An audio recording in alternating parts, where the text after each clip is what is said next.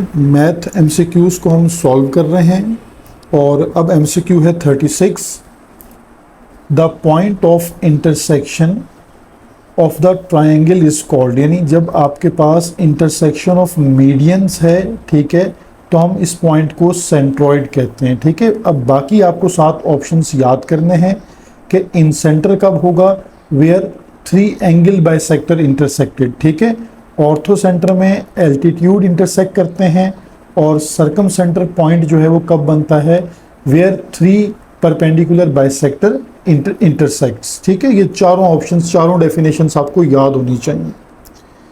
Next है हमारे पास 37 MCQ, equation of the straight line which bisect the first and third quadrant. देखें, अगर first और थर्ड क्वाड्रेंट को बाइसेक्ट कर कोई लाइन अगर बाइसेक्ट कर रही है तो मैंने बाय फिगर इसे शो कर दिया कि एक तो एंगल जो है वो आपके पास 45 डिग्री बनता है और वो लाइन जो है वो ओरिजिन से पास होती है 0,0 से। अब आपको ये देखना है कि स्लोप कैसे फाइंड आउट करना है, तो स्लोप के लिए हमारे पास फॉर्मूला है m = tan थीटा। तो यहाँ अगर आप थीटा 45 पुट करेंगे तो आपके पास स्लोप 1 आ जाएगा और पासिंग पॉइंट है 0,0, तो हम स्लोप पॉइंट फॉर्म जो है उसमें पुट करेंगे वैल्यूज़ को, x1 y1 0 और m की जगह आप 1 रिप्लेस करेंगे तो हमारे पास इसका जो ऑप्शन डी है वो इसका करेक्ट ऑप्शन बन जाएगा। ठीक है, MCQ 38 है, the angle between the pair of lines. इसका मतलब है कि ये कंबाइन इक्वेशन गिवन है और कंबाइन इक्वेशन यहाँ जिसको हम जो है वो होमोजीनियस इक्वेशन कहते हैं, ये हमारे पास गिवन है। ठीक है, अब इसकी जो जर्नल इक्वेशन है वो आपको याद होनी चाहिए। एक तो ये फार्मूला मैंने लिखा है एंगल निकालने के लिए, होमोजीनियस इक्वेशन का फार्मूला याद हो, और आपके पास जो गिवन इक्वेशन है यानी 3x² + 7xy + 2y² = 0, इसे आप अपनी स्टैंडर्ड इक्वेशन जो है ax² + 2hxy + by² से कंपेयर करेंगे। ठीक है, तो आपके पास a की वैल्यू आ जाएगी 3 और 2h की वैल्यू 7 है, तो h की वैल्यू यहाँ से आ जाएगी 7/2 और b = 2 आपके पास आ जाएगा। आप फार्मूला में पुट करेंगे तो आपके पास जो एंगल है वो 45 डिग्री यानी π/4 जो है वो बन जाएगा। तो यहाँ इसका ऑप्शन बी जो है वो करेक्ट ऑप्शन है। ठीक है, MCQ 39 है, the length of perpendicular form the origin to a line is, यानी एक तो परपेंडिकुलर डिस्टेंस p = 5 गिवन है and the inclination of this perpendicular, और एंगल भी गिवन है 45। तो जस्ट आपको परपेंडिकुलर फॉर्मेट, जो फॉर्म का फॉर्मेट है वो आपको याद होना चाहिए कि x cos α + y sin α = p। तो अल्फा को आपने 45 पुट करना है और p की जगह पर आप 5 रिप्लेस करके सिंप्लीफाई करेंगे तो आपके पास जो इसका ऑप्शन सी है वो इसका करेक्ट ऑप्शन बन जाएगा। ठीक है, देन MCQ 40 है हमारे पास, the distance of the point. एक पॉइंट है और एक लाइन है, पॉइंट से लाइन तक का जो डिस्टेंस है ये परपेंडिकुलर डिस्टेंस फार्मूला है। ठीक है, इसे आपने याद करना है। ठीक है, ये फार्मूला आपको याद होना चाहिए। अब हम इस फार्मूला को अप्लाई करते हैं।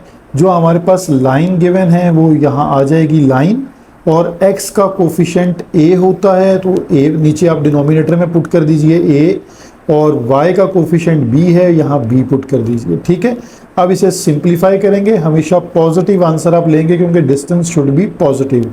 तो यहाँ से हमारे पास जो ऑप्शन डी है इसका वो करेक्ट ऑप्शन बन जाता है। MCQ 41 है, the area of triangular region. तो ट्रायंगुलर रीजन के लिए आपके पास 3 वर्टाइसेस गिवन होंगे, A, B और C। ठीक है, ये देखें ये गिवन है और आपके पास जो फॉर्मूला है वो आप याद करेंगे कि area = 1/2 determinant x1 y1 1, x2 y2 1, x3 y3 1। अब आप वैल्यूज़ को पुट करके जब इसे सिंप्लीफाई करेंगे तो हमारे पास डिटर्मिनेंट को सॉल्व करना तमाम स्टूडेंट्स को आता है। तो यहाँ से एरिया जो है वो आपके पास 11 स्क्वायर यूनिट बन जाएगा, यानी इसका ऑप्शन डी जो है वो करेक्ट ऑप्शन होगा। MCQ 42 है हमारे पास, the inclination of the line joining the point, एक लाइन है जिस पर दो पॉइंट्स आपके पास गिवन हैं, ठीक है। और इंक्लाइनेशन का मतलब है कि आपने एंगल निकालना है। तो अब आपको एंगल तक जाने के लिए पहले आपको फर्स्ट वी फाइंड, हमें स्लोप फाइंड आउट करना है। और दो पॉइंट्स के स्लोप के लिए फॉर्मूला है m equal to y2 minus y1 divided by x2 minus x1। तो यहाँ से हमारे पास स्लोप की जो वैल्यू है वो आ जाती है 1, ठीक है। अब आपके पास इंक्लाइनेशन के लिए आपको एंगल निकालना है, तो tangent theta equal to m और m इक्वल है 1 के। तो जब आप यहाँ से टेंजेंट इन्वर्स करेंगे तो आपके पास जो आपका इंक्लाइनेशन एंगल है वो 45 डिग्री आ जाएगा, यानी आपके पास ऑप्शन बी जो है वो इसका करेक्ट ऑप्शन बन जाएगा। MCQ 43 है, द ऑब्जेक्टिव फंक्शन, एक फंक्शन हमारे पास गिवन है, maximise on which of the following corner points. आपके पास कॉर्नर पॉइंट्स गिवन हैं, आपने 1 बाय 1 ये सारे पॉइंट्स अपने फंक्शन गिवन फंक्शन में पुट करने हैं, ठीक है। तो जो सबसे बड़ा आंसर होगा वो मैक्सिमाइज होगा। तो यहाँ ऑप्शन सी जो है वो इसका देखिए करेक्ट ऑप्शन बनता है, ठीक है। यहाँ पर फंक्शन मैक्सिमम वैल्यू दे रहा है।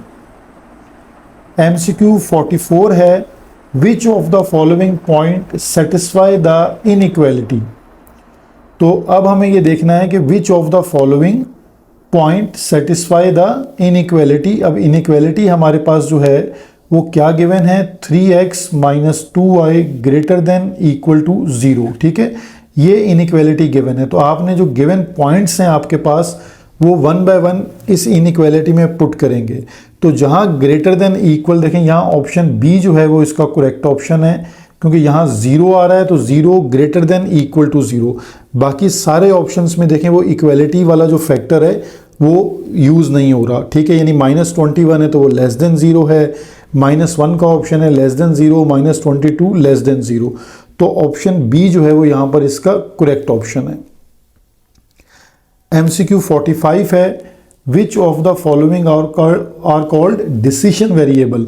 तो आपके पास जब ग्राफ बनता है तो ग्राफ में ये कंडीशन आपके पास डिसीजन वेरिएबल के तौर पे यूज़ होती है कि x greater than equal to 0 और y greater than equal to 0, क्योंकि इसका मकसद होता है कि आपने अपना ग्राफ जो है वो फर्स्ट क्वाड्रेंट में बनाना है, ठीक है। तो इसलिए इसको हम डिसीजन वेरिएबल कहते हैं। और 46 है MCQ, the feasible solution which maximize और minimize the objective function is called. इस सॉल्यूशन को जहाँ पे आपको अपने फंक्शन के मैक्सिमम और मिनिमम का पता लगता है इसे हम ऑप्टिमल सॉल्यूशन कहते हैं, ठीक है। तो ऑप्शन ए यहाँ पर इसका करेक्ट ऑप्शन है।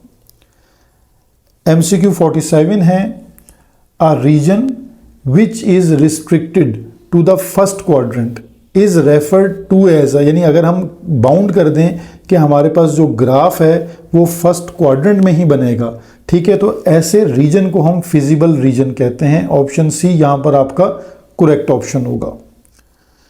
MCQ 48 है, a point of a solution region where two of its boundary lines intersect is called, यानी जहाँ आपके पास अगर ग्राफ पे आप दो लाइंस बनाते हैं और वो इंटरसेक्ट करती हैं तो वो जो पॉइंट बनता है उसको हम कॉर्नर पॉइंट कहते हैं, ठीक है। तो ये भी आपको याद रखना है। अब MCQ 49 है, which of the following point satisfy the inequalities. दो इनइक्वालिटीज़ हैं तो हमें बताना है कि हमने ABCD में से जो 4 पॉइंट्स हैं कौन सा जो है वो पॉइंट सेटिस्फाई करेगा। एक तो ये ऑप्शन है कि आप पॉइंट्स 1 बाय 1 दोनों इनइक्वालिटीज़ में पुट करें और चेक कर लें, और दूसरा ऑप्शन है कि दोनों इनइक्वालिटीज़ को आप सॉल्व कर लें। जैसे मैंने ये सॉल्व किया हुआ है तो यहाँ y की वैल्यू भी आपके पास 0 आ रही है और x की वैल्यू भी 0 आ रही है। बाय एलिमिनेशन मेथड दोनों इनइक्वालिटीज़ को सॉल्व कर लें तो जो पॉइंट आपके पास आएगा वो दोनों इनइक्वालिटीज़ को सॉल्व करेगा। तो यहाँ हमारे पास इसका ऑप्शन डी जो है वो करेक्ट ऑप्शन है। और अब हमारे पास MCQ 50 है, if the condition are given. अगर ये कंडीशन देखें ये वही है जो डिसीजन वेरिएबल की कंडीशन है, ठीक है। x greater than equal to 0, y greater than equal to 0, then the region will be shaded.